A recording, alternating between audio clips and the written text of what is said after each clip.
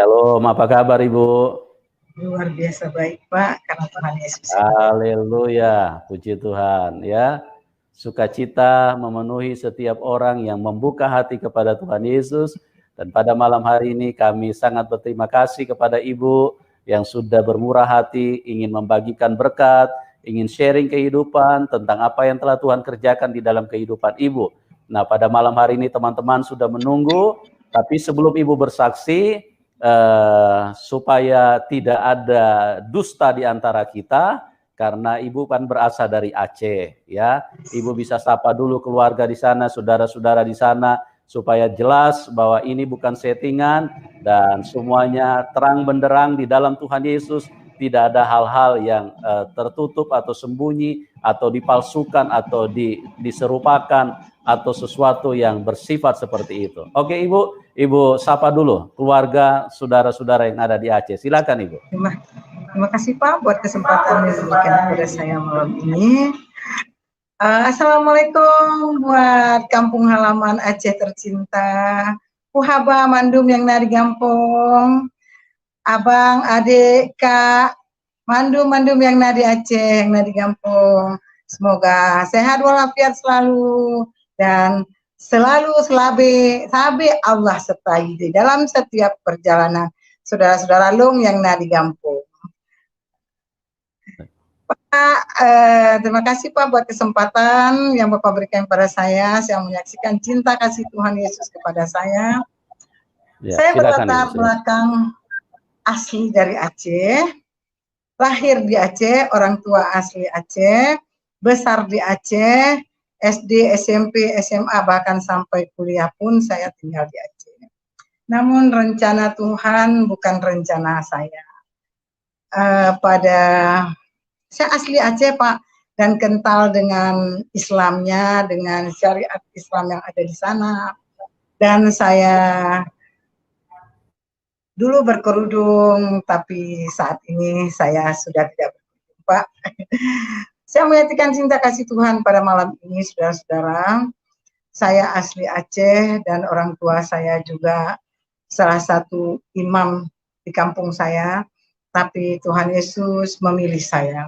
Artinya pada tahun 2010 saya pergi ke Jakarta, dan kepergian saya ke Jakarta untuk main, ya istilahnya kita orang Aceh mau lihat-lihat Jakarta. Kebetulan juga saya punya anak 4. Waktu itu anak saya mau masuk kuliah, saya pergi ke Jakarta untuk anak saya masuk kuliah. Tapi lain rencana saya, lain rencana Allah Subhanahu wa taala pada waktu itu. Saya tinggal di Aceh, di Jakarta, tidak kembali lagi ke Aceh. Saya menetap di Jakarta dengan berbagai kegiatan untuk biaya menyekolahkan anak. Saya berdagang, saya bisnis, saya lakukan apa yang bisa yang menghasilkan uang. Tetapi bukan berarti waktu itu saya melakukan hal-hal yang salah, yang melenceng baik dari agama maupun dari yang ditetapkan oleh penegak hukum. Saya melakukan hal yang biasa, berdagang, memperjuangkan pedagang kecil yang digusur-gusur oleh developer, saya perjuangkan untuk sampai mereka bisa punya tempat untuk berdagang. Tapi di situ saya bisa hidup dan juga saya punya bisnis. Namun di teman bisnis saya itu kebanyakan dari Kristen. Saya selalu menghina mereka. Setiap hari saya mengatakan, kalian setiap hari nyembah Tuhan yang digantung di kayu. Hari gini punya Tuhan gak pakai baju, mikir dong, cuma pakai celana doang. Saya selalu setiap hari ketemu teman-teman, tapi teman-teman saya yang Kristen tidak pernah menjawab saya. Malah mereka tersenyum dan tertawa. Gitu. Tapi saya juga entah kenapa ya,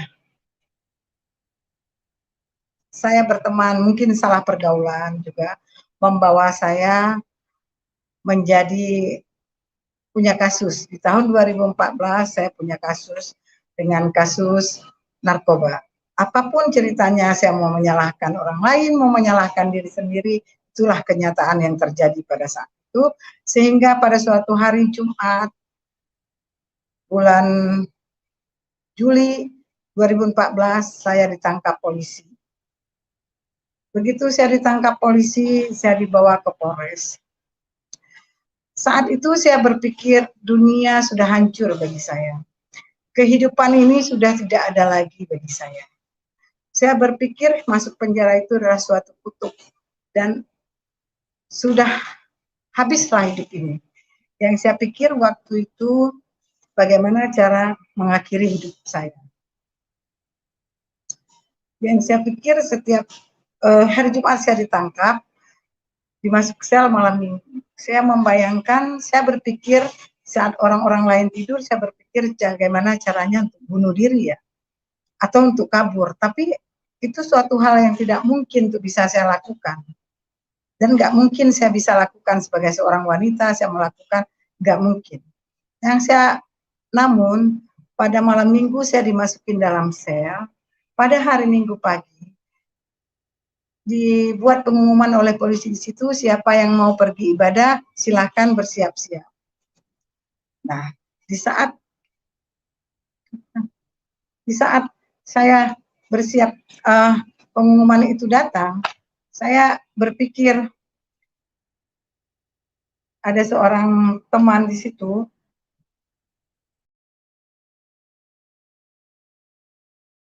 Iya, sabar ya teman-teman, ini kelihatannya terputus karena mungkin jaringannya. Ya, kita lagi upayakan untuk bisa tersambung kembali, ya. Ya, sabar ya. Ini jaringan memang seperti itu, kadang-kadang bisa putus tiba-tiba. Dari tadi juga memang kelihatannya jaringan YouTube agak kurang maksimal, ya.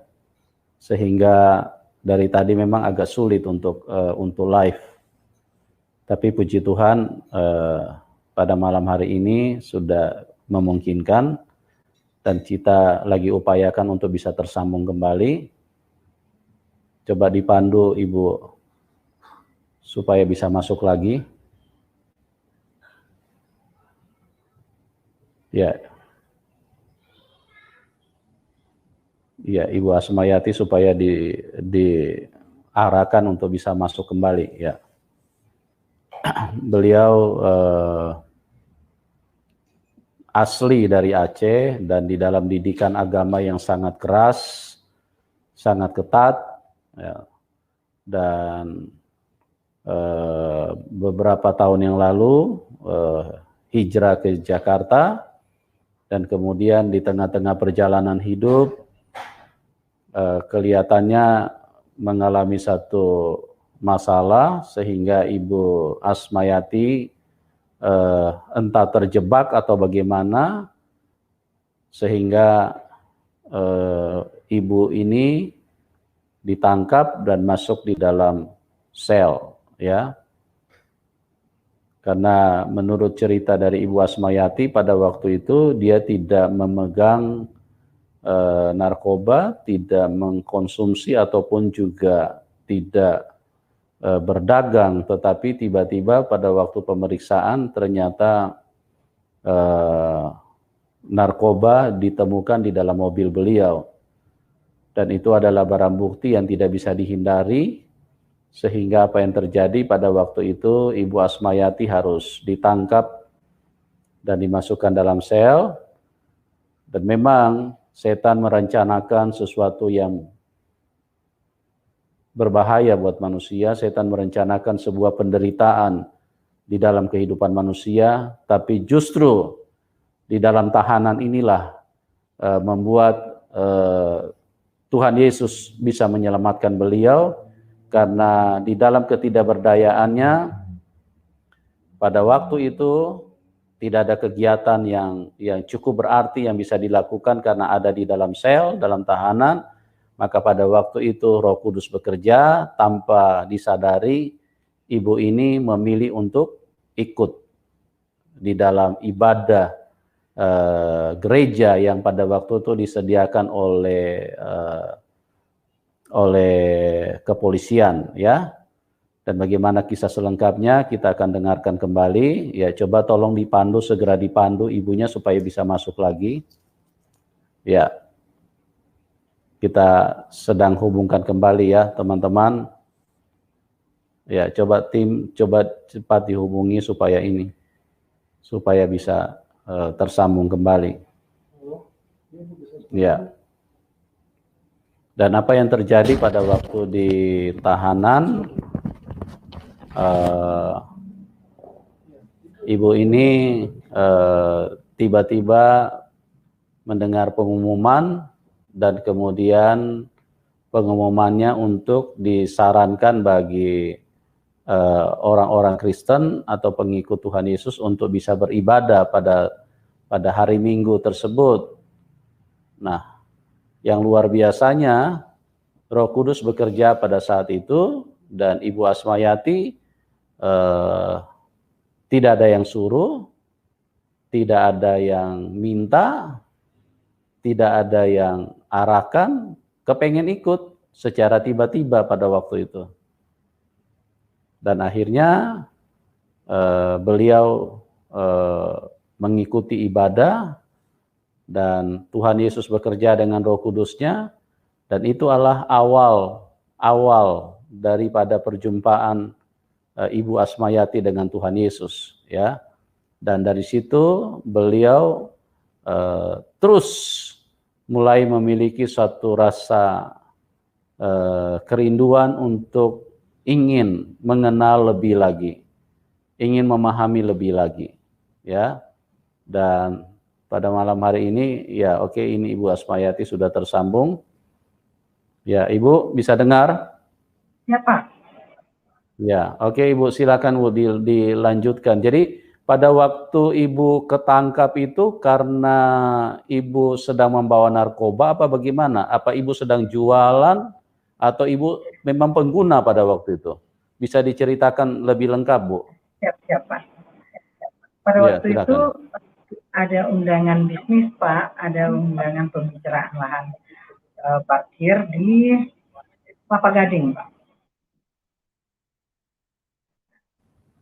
Pada waktu itu, Pak, begitu saya turun dari mobil, saya nyebrang jalan, saya mau masuk ke salah satu warung gitu. Di depan warung itu ada mobil Jazz warna merah waktu itu. Nah, mereka menarik saya masuk ke dalam mobil. Dua orang. Dan mereka tanya, saya nggak punya itu. Saya bilang, tapi karena saya jalan pakai mobil saya digeledah, dan mereka bilang saya punya, dan itu dengan ukuran kecil, tapi demi Tuhan saya tidak menyimpan itu pada waktu itu. Pada waktu itu saya nggak menyimpan, tapi mereka ada menunjukkan sesuatu benda sama saya, itu cuma sedikit. Ya, dengan jenis sabu-sabu, dan saya dibawa ke kantor polisi, ke Polres. Itu saya sudah pasrah, tidak bisa berkata apa-apa, dan saya juga tidak tahu harus ngomong apa.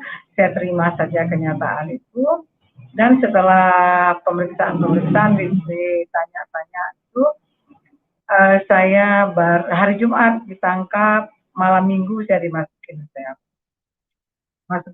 wanita. Pada waktu itu malam Minggu jam 8 malam, saya istirahat. Besok pagi saya bangun pagi-pagi, saya lihat ada satu wanita, kebetulan dia James. Saya tanya sama dia, kamu siap-siap mau kemana? Mau ibadah. Nah, ada pengumuman siapa yang mau ikut ibadah, siap-siap. Nah, saya tanya sama dia, saya boleh ikut ibadah sama kamu? Ya, dia bertanya sama saya, agamanya apa? Muslim, saya bilang gitu. Boleh ikut nggak? Kalau mau ikut nggak apa-apa, kata dia. Nah, begitu dikeluarin, saya ikut sama dia, ikut ibadah, dan setelah selesai dari ibadah itu, kira-kira ibadahnya 1 jam, selesai ibadah dari situ, kembali lagi masuk ke dalam sel, dan di situ saya mandi, saya sholat lagi, dan besok hari Senin, ternyata teman saya ini yang tadi sama-sama ibadah dengan saya, dia bebas. Saya berpikir saya nggak berpikir apa-apa ya, sudah bebas gitu. Nah, namun minggu selanjutnya saya pergi lagi ibadah. Saya pergi lagi ibadah.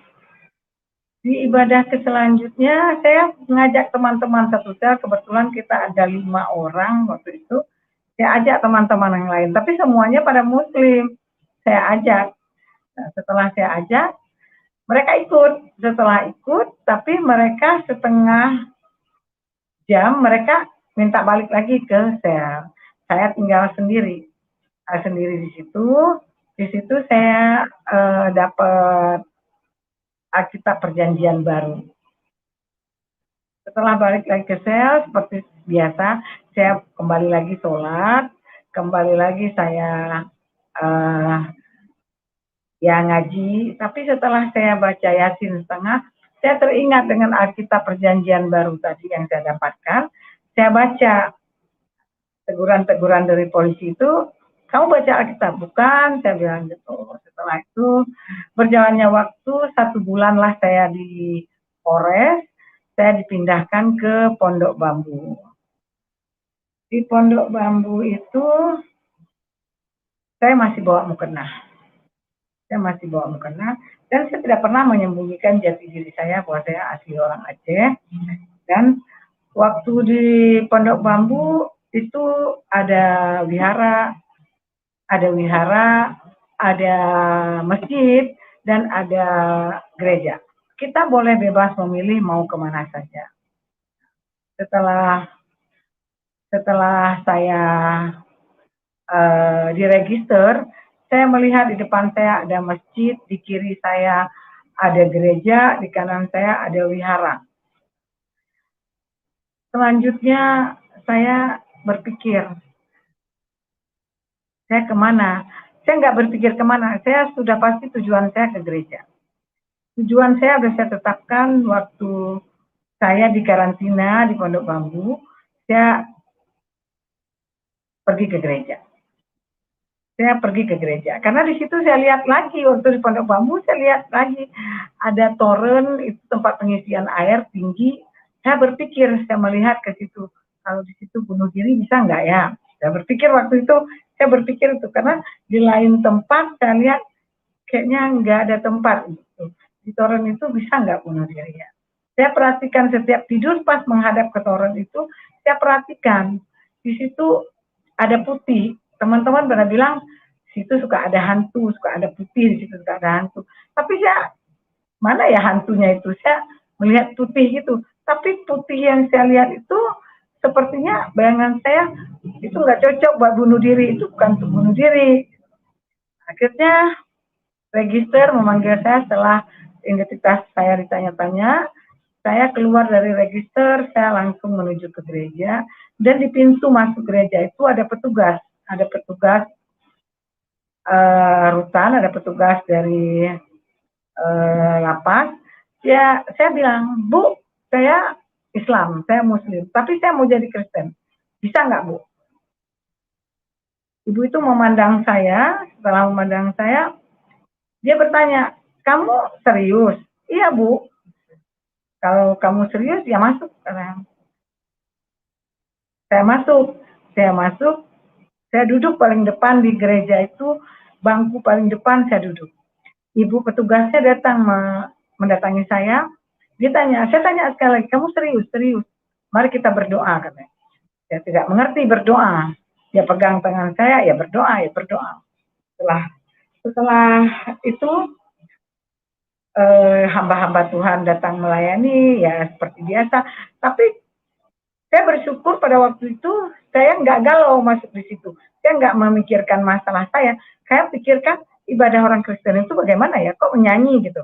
Tapi pada waktu ibadah dimulai, pas lagu pujian itu, dengan lagu itu menyentuh sekali hati saya. Seperti saya butuh pertolongan, seperti yang menolong saya ada di depan saya dengan lagu pertolonganmu. Kayak pertolongan Tuhan itu ada gitu. Saya nggak takut menghadapi yang apa yang sedang saya jalani itu, saya nggak takut. Karena waktu pujian itu dinyanyikan, saya nggak bisa menyanyi. Tapi kalau saya lihat teksnya itu, kok seperti sesuatu hal yang sedang saya hadapi ada pertolongan gitu. Tapi saya larut itu saya tulis lagu hari berhari. Setiap hamba Tuhan datang menyampaikan khotbah, selalu ada kata baca firman, baca Alkitab. Saya minta sama petugas, Ibu saya minta Alkitab. Saya minta Alkitab, besok saya ibadah hari dan bulan berganti bulan, selalu disampaikan baca firman dan baca Alkitab. Baca Alkitab. Saya pulang ke blok, ke kamar, saya mulai ambil Alkitab yang dikasih tadi, saya mulai buka dengan Alkitab. Saya buka Alkitab itu, kalau dulu di Polres saya udah baca Alkitab Perjanjian Baru, itu dimulai dengan Matius. Saya tidak, waktu itu saya belum nyambung. Waktu saya buka Perjanjian Lama, dan di situ saya mulai baca, kok ada kejadian apa gitu. Kejadian apa yang ada di Alkitab. Mulailah saya baca, mulai dari pasal pertama saya tertarik sekali dengan Tuhan menciptakan apa pada hari pertama, Tuhan menciptakan apa pada hari kedua, pada hari ketiga dan selanjutnya. Seumur saya waktu itu saya 2014 berumur 42 tahun, saya belum pernah membaca atau mendengar Tuhan menciptakan hari pertama, Tuhan ciptakan apa, hari kedua dan selanjutnya. Nah, di situ asik saya membaca, sehingga saya melupakan semua masalah yang sedang saya hadapi.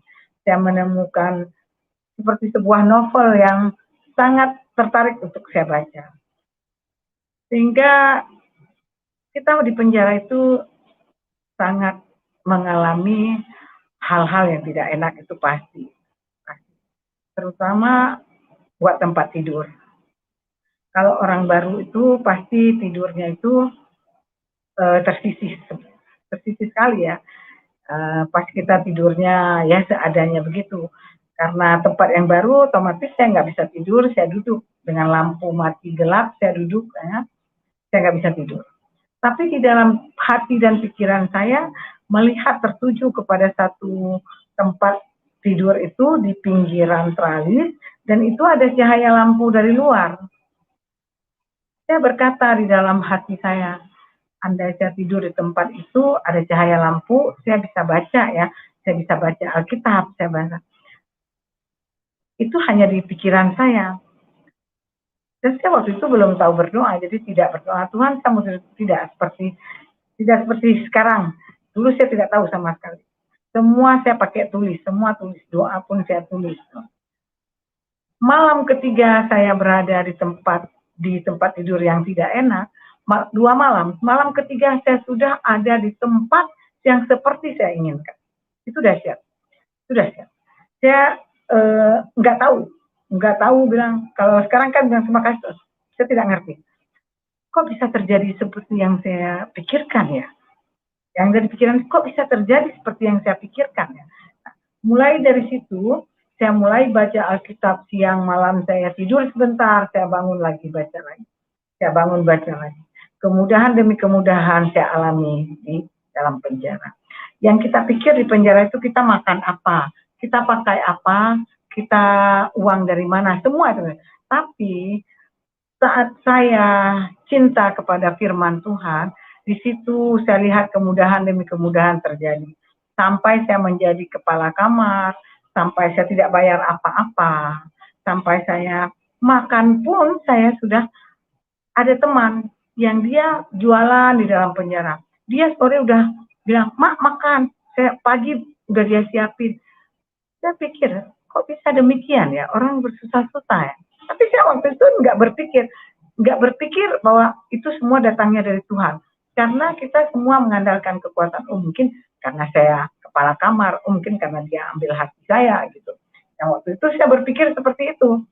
Tapi yang dahsyat Tuhan siapkan lagi buat saya, di Pondok Bambu di situ saya punya penyakit tumor, di situ saya tidak sadar. Suatu hari hamba Tuhan datang, dia mengatakan di sini ada yang suka sakit perut begini, sakit perut kalau datang bulan dia sakit perut.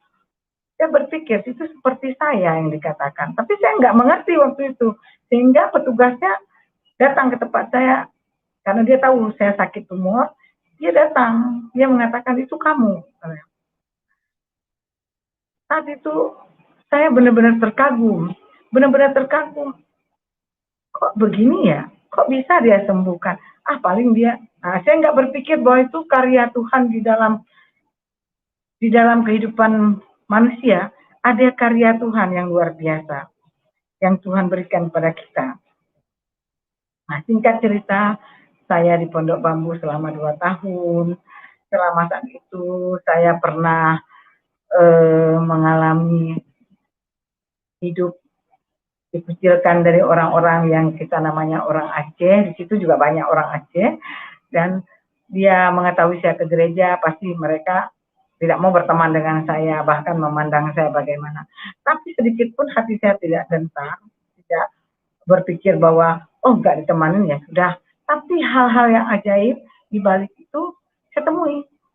Ada satu orang Aceh juga, dia datang kepada saya karena dia baru masuk. Dia tanya, Maci orang Aceh? Iya, saya bilang saya orang Aceh. Setelah cerita-cerita saya orang Aceh, saya berkata sama dia, kamu jangan kaget ya bila melihat saya besok pagi saya ke gereja. Daripada kamu dengar sama orang, saya ngomong sama kamu. Oh gitu ya, kata dia. Ya, saya pakai bahasa Aceh ngomong sama dia. Terus besok paginya, dia sudah siap-siap pakai baju, dia bilang, Maci, saya juga ikut ke gereja. Oh, saya bilang, ayolah kalau begitu. Nah, kami sama-sama menghadapi tantangan di penjara dengan dia. Namun Tuhan berencana lain buat saya. Lagi cinta-cintanya saya dengan hukuman saya waktu itu divonis 5 tahun dan di Pondok Bambu tidak diterima hukuman 5 tahun. Dipindahkanlah saya ke Semarang. 2 tahun penuh saya belajar di Pondok Bambu, belajar tentang pujian, belajar tentang siapa itu Yesus, kenapa itu Yesus disalibkan, kenapa Yesus itu Tuhan, dan kenapa Roh Kudus. Kalau saya dulu kan belajarnya Rohul Kudus, tapi di sini Roh Kudus. Dan saya cari tahu, saya cari buku, belajar. Saya tidak menerima begitu saja juga tidak. Karena dengan kekentalan saya, tapi saya ingin tahu, ingin belajar siapa itu Yesus.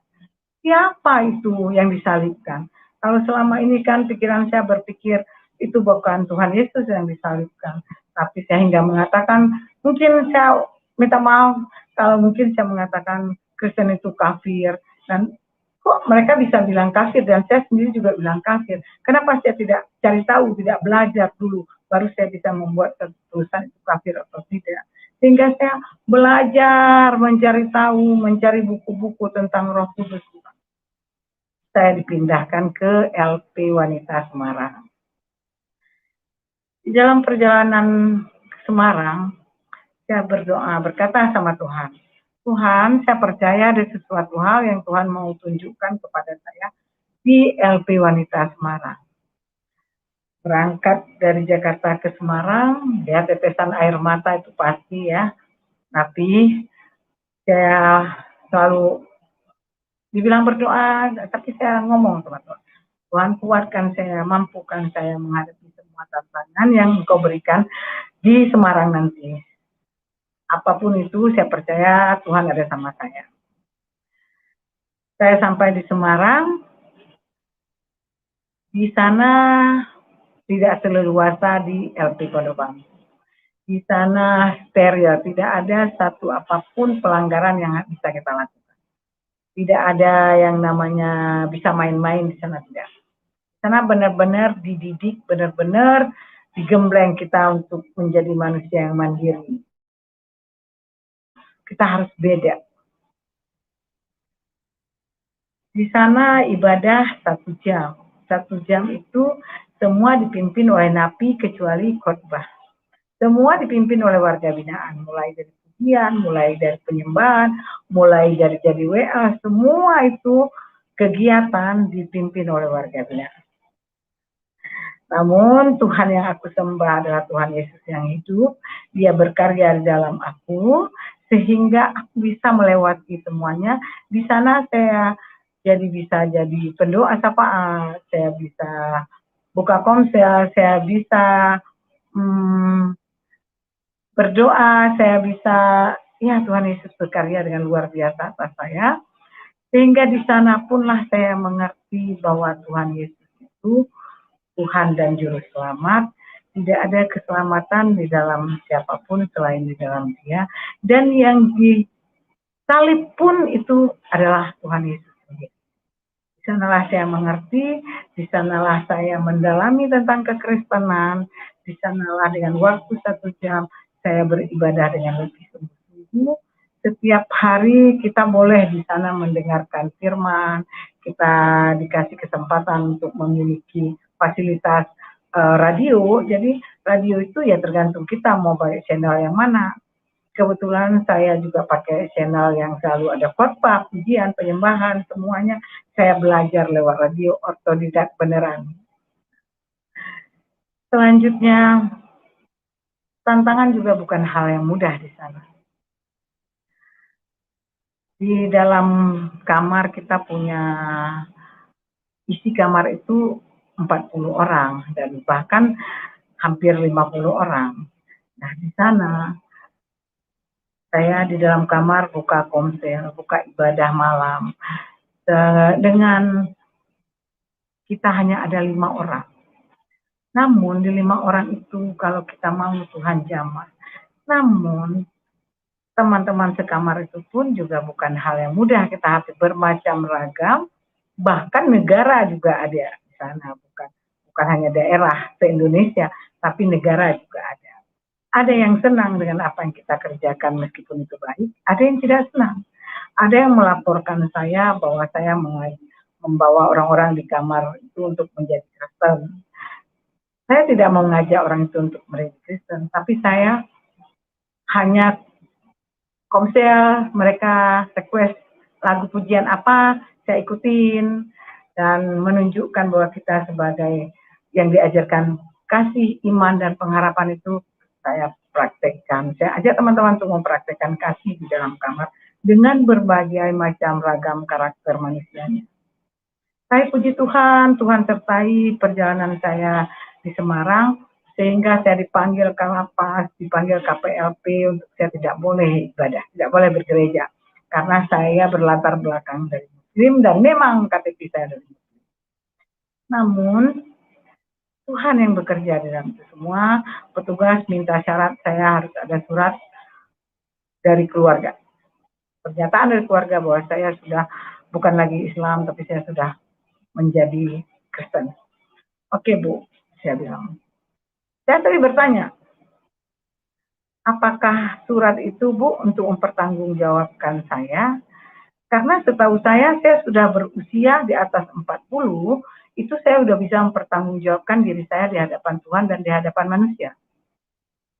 Apakah masih perlu surat seperti itu? Oh, perlu. Oke. Tuhan bekerja lewat anak-anak saya, memberi izin kepada saya, dan mereka mengirimkan surat pernyataan bahwa orang tuanya sudah Kristen, sehingga saya kembali lagi boleh ikut ibadah sampai saya menyelesaikan pendidikan saya di sana 2 tahun. 2 tahun di Semarang, 2 tahun di Pondok Bambu. Saya bebas tahun 2018. 2018 saya bebas, saya kembali lagi ke Aceh. Karena saya masih punya orang tua. Saya kembali lagi ke Aceh. Orang tua saya dalam keadaan sakit, kembali saya pimpin orang tua saya membisikkan di telinga orang tua saya bahwa Yesus Kristus adalah Tuhan dan Juru Selamat. Orang tua saya dipanggil Tuhan, saya membuat kesimpulan kalau saya berada di sana iman saya akan mati. Saya juga baru bertumbuh di dalam Tuhan, saya harus kembali ke Jakarta. Saya kembali ke Jakarta dengan biaya nyadong. Kalau bahasa nyadong itu Pak, bahasa penjara minta sana sini untuk saya bisa kembali ke Jakarta untuk melanjutkan iman percaya saya kepada Tuhan. Saya tidak pikir Pak waktu itu saya harus makan apa, harus tinggal di mana, harus gimana, saya nggak pikir. Yang saya pikir adalah saya ingin melayani. Saya ingin melayani. Saya ingin melayani Tuhan. Tapi nggak kepikir dengan tantangan itu, saya nggak pikir sama sekali Pak, karena waktu tantangan di sana aja saya bisa lewati 4 tahun penjara, masa di luar saya nggak, masa saya punya saudara-saudara seiman yang nggak mau peduli sama saya, kan nggak mungkin. Burung aja dipelihara Tuhan, yang tidak menanam, tidak menuai, masa saya biji matanya saya tidak dipelihara Tuhan. Saya melangkah, membuat kesimpulan pergi ke Jakarta. Ternyata sampai di Jakarta, dahsyat dan luar biasa, tantangan demi tantangan saya hadapi, tapi saya nggak bilang itu pencobaan, tapi semua adalah proses. Kalau saya mau diproses Tuhan, saya nggak boleh protes. Saya jalani proses dari Tuhan, saya hadapi semua tantangan Pak, dan puji Tuhan saat ini saya ikut Tuhan Yesus, saya melayani ke penjara-penjara. Saya tidak menyerah sampai di sini Pak, karena saya tahu Tuhan Yesus mati di salib buat saya. Saya terus akan pikul salib Pak, sampai Tuhan izinkan saya kembali.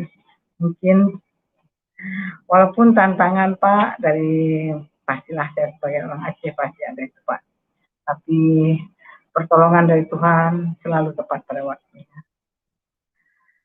Dan kabar sukacitanya Pak, saya mengikuti Yesus.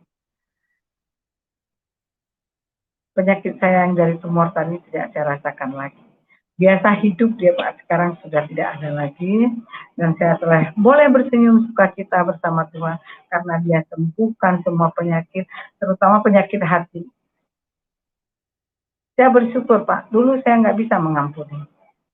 Orang yang berlaku jahat kepada saya nggak bisa mengampuni. Pasti saya akan berkata, saya akan balas. Tapi sekarang saya bisa mengampuni. Gimanapun orang menyakitin, bagaimanapun orang berkata, bagaimanapun saya awalnya nggak bisa. Saya bilang sama Tuhan, gimana cara mengampuni? Setiap disakiti orang mungkin saya hanya bisa menangis, tapi Tuhan berkata, berbisik lewat Roh Kudus yang selalu memimpin saya, berkata, lakukan bagianmu. Bagian saya apa Tuhan?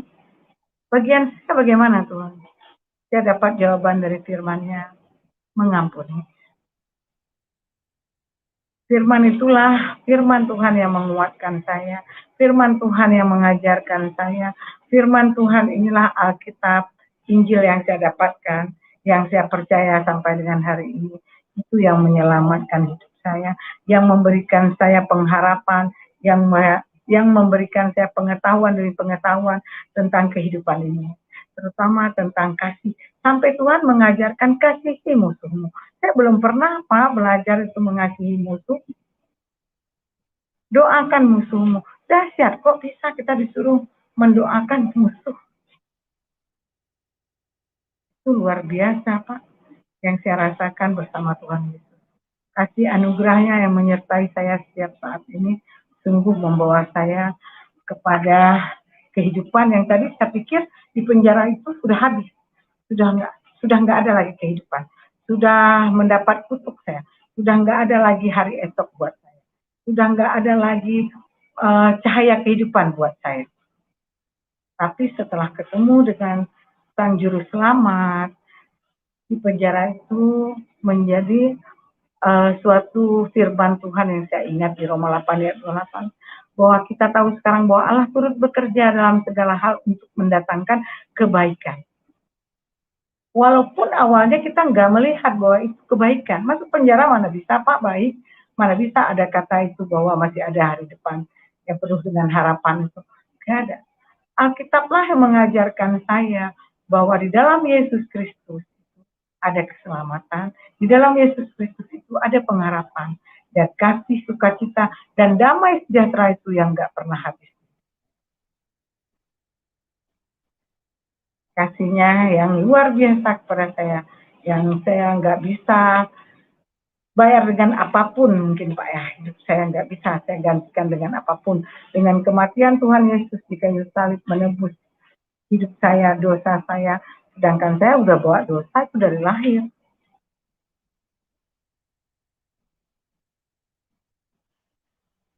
Tuhan Yesus itu sangat baik dan luar biasa buat saya. Saya berterima kasih, bersyukur karena kasih anugerahnya yang begitu besar, sehingga saya dipilih Tuhan, tuntun oleh Roh Kudusnya, yang sama sekali tidak pernah mendengar tentang Yesus, bahwa dia Tuhan dan Juru Selamat, yang sama sekali tadi tidak pernah tahu tentang siapa Yesus, apa itu Kristen. Yang saya tahu menghina, yang saya tahu adalah Kristen itu orang kafir, yang saya tahu bahwa mereka menyembah patung. Ternyata semua pikiran, doktrin-doktrin saya itu salah.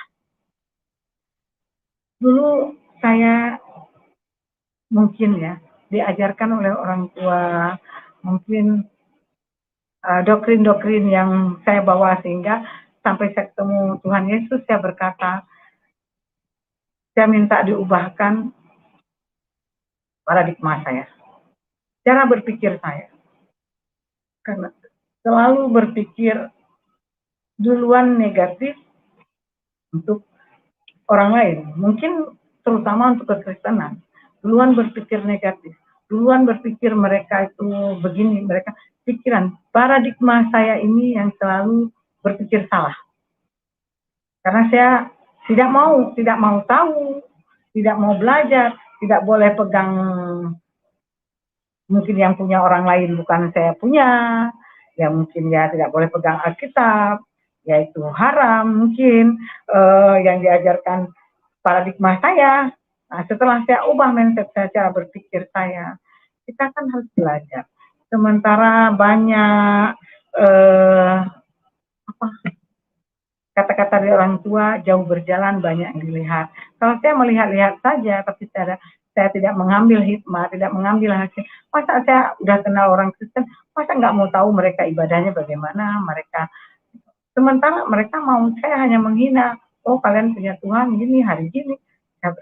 Tapi dahsyatnya Tuhan Yesus, ya, bahwa Tuhan sudah memilih, dia tidak melihat bahwa kamu latar belakangnya siapa, bahwa kamu dari Islam, bahwa kamu dari tidak bawa keturunan. Keselamatan itu tidak membawa dari latar belakang, bahwa kalau Tuhan sudah memilih dari manapun, Tuhan tetap. Kalau Tuhan sudah merancangkan kamu harus masuk penjara, ya saya dirancangkan Tuhan, bukan karena keinginan saya, tapi kalau Roh Kudus sudah memimpin kita untuk kita mengenal Dia, saya pun buka hati. Saya buka hati saya untuk mengetahui, untuk ilmu pengetahuan yang baru, bahwa siapa itu Yesus, siapa itu Kristus, kenapa dia dikatakan Kristus, kenapa dia dikatakan Tuhan. Saya belajar, saya cari tahu. Kenapa dia disalibkan? Jangan hanya kita berkata, oh dia disalibkan atau bukan, tapi belajar dulu, cari tahu dulu, baca. Membaca itu enggak salah, ilmu pengetahuan itu tuntutlah ilmu sampai negeri Cina. Kenapa ada pepatah negeri Cina? Kenapa enggak Amerika? Kenapa enggak?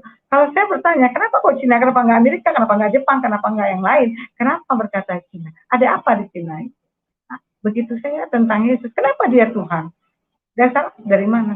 Saya coba belajar. Saya Islam, saya mengetahui orang tua saya mengajarkan saya dengan kental. Tapi pada hari ini, kalau saya hijrah, kalau saya menjadi Kristen, karena Tuhan menghendaki saya mengenal Dia, mengenal Tuhan Yesus Sang Juru Selamat, mengenal Tuhan yang hidup, mengenal Sang Penebus, mengenal hanya di dalam Dia ada keselamatan. Terima kasih Pak buat kesaksian saya. Saya kira semoga kesaksian saya bisa menjadi berkat buat semua yang mendengar, buat saudara-saudara saya yang ada di Aceh. Mari buka hati kita. Mari kita belajar. Ya, puji Tuhan. Terima kasih Ibu Asmayati atas kesaksiannya yang luar biasa. Bagaimana Ibu yang mengalami Tuhan dengan kondisi, kalau saya melihat kondisi yang bukan di dalam kapasitas manusia, tapi di dalam kondisi ilahi. Karena kalau dilihat dari latar belakang kan Ibu adalah seseorang yang cenderung untuk menghina kekristenan, Tapi pada saat ada di Polres, Ibu justru tiba-tiba Ibu kepengen ikut untuk beribadah bersama pada waktu itu. Dan itu adalah karya Roh Kudus, itu di luar kontrol daripada manusia, itu terjadi di dalam kapasitas ilahi, sehingga siapa yang menyangka orang yang tadinya suka menghina kepada kekristenan, kepada Tuhan Yesus, dan tiba-tiba kepengen ikut untuk beribadah secara Kristen pada waktu itu, ya. Itu sesuatu yang luar biasa, dan itulah Tuhan yang disembah di dalam Tuhan Yesus Kristus adalah Tuhan yang berkuasa, Tuhan yang bekerja melampaui akal, pikiran, dan kekuatan manusia, sehingga seringkali di luar nalar kita, kok bisa begini, kok bisa begini? Ya bisa, karena Tuhan yang bekerja, ya. Karena banyak juga orang bertanya, kok Tuhan bisa menjadi manusia? Ya, Tuhan mau menjadi manusia sangat bisa. Kalau manusia menjadi Tuhan, itu yang tidak bisa, yaitu mustahil, ya. Karena banyak orang yang suka dibesar-besarkan oleh orang lain, tidak banyak, maksudnya ada orang yang dibesar-besarkan orang lain, tapi dalam kapasitas manusia. Tetapi kalau Tuhan Yesus, dia adalah memang Tuhan dari sononya, sebelum manusia ada, dia sudah Tuhan, sebelum alam ada, dia sudah Tuhan, sebelum apapun ada, dia sudah Tuhan, karena dia yang awal, dia yang akhir. Dia yang pertama, dia yang terkemudian. Itulah hakikat daripada Tuhan Yesus. Dan Ibu Asmayati mengalaminya secara supranatural, dan lebih diteguhkan lagi pada saat Ibu dipindahkan ke rutan Pondok Bambu, ya, pada waktu itu, ya. Dan di situ Ibu Asmayati sepertinya kayaknya sudah melupakan keyakinannya yang sebelumnya, ya. Sehingga pada waktu itu terlihat jelas bahwa ingin ibadah, ya, ingin ibadah di kekristenan, ya, Bu, ya, ingin ibadah di gereja, ya, pada waktu. Pada waktu itu Ibu masih bawa mukena, ya, di dalam rutan itu, masih, ya? Pak, saya ke Pondok Bambu masih bawa mukena, Pak. Tapi saya di Pondok Bambu saya sudah tidak melakukan sholat lagi. Jadi karena ya. Saya sudah mendapatkan Alkitab itu, saya ingin baca Alkitab. Ya. Jadi apa yang mendorong Ibu pada waktu itu sehingga Ibu kok pikirannya mau ke gereja aja gitu? Itu yang dahsyat, Pak, ya. Karya Roh Kudus itu memang luar biasa, ya. Walaupun waktu itu saya tidak mengerti. Saya nggak mengerti.